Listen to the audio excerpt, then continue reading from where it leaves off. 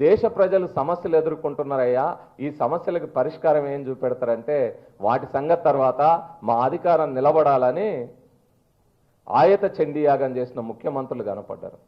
బుద్ధుడి కాలంలోనే యజ్ఞయాగాల్ని వ్యతిరేకించి యజ్ఞయాగాలు సమాజ అభివృద్ధికి ఆటంకంగా ఉన్నాయి, వారి రాకూడదని పెద్ద ఎత్తున బౌద్ధం దాని మీద వ్యతిరేకమైన ప్రచారం చేసి దాని మీద దాడి చేస్తే ఆ తర్వాత పెద్ద పెద్ద రాజులు కూడా యజ్ఞయాగాలు చేయడానికి భయపడితే 21వ శతాబ్దంలో ముఖ్యమంత్రి దాన్ని నెత్తినెత్తుకొని చేసిండు.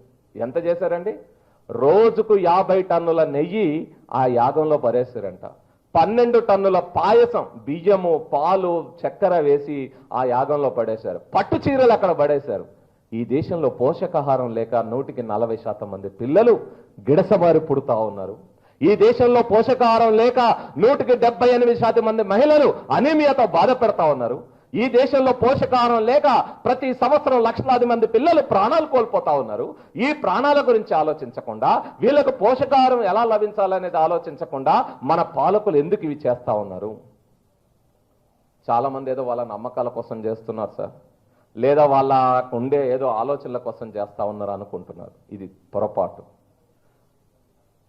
ఏనాడో కౌటిల్యుడు తన అర్థశాస్త్రంలో చెప్పాడు, రాజు మూఢనమ్మకాల్ని నమ్మినా నమ్మకపోయినా ప్రజల్లో మాత్రం మూఢనమ్మకాల్ని పెద్ద ఎత్తున ప్రచారం చేయాలి, దానికి సంబంధించిన కార్యక్రమాల్ని నిర్వహించాలి.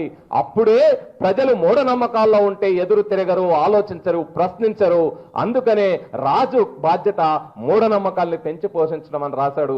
ఆ కౌటిల్యుని అర్థశాస్త్రం చదివిన వారసులే ఈనాడు పాలకులుగా ఉన్నారు. కాబట్టి ప్రజలు తాము ఎదుర్కొంటున్న సమస్యల్ని గుర్తించి ఎదురు తిరిగి ప్రశ్నిస్తే వాళ్ళు కనుక ఎదురు తిరిగి నిలబడితే తమ పీఠాలు కదలవు. కాబట్టి ప్రజల్లో మూఢనమ్మకాల్ని పెద్ద ఎత్తున పెంచి పోషించడానికి ఈ ప్రభుత్వాలు ప్రయత్నిస్తా ఉన్నాయి. అందులో భాగంగానే మన పాఠ్య ప్రణాళిక, అందులో భాగంగానే మన విద్యా విధానం కూడా ఆ విధంగా రూపొందించబడ్డది. వీళ్ళు చేసే ప్రతి ప్రయత్నం వెనుక ఒక తాత్విక దృక్పథం ఉంది. ప్రజల్లో మూఢనమ్మకాల్లో ఉంచాలి, ప్రజల్ని తెలియంతనంలో ఉంచాలి, ప్రజల అజ్ఞానంలో ఉంచాలి. మేం వేల లక్షల కోట్లు సంపాదించుకోవాలి.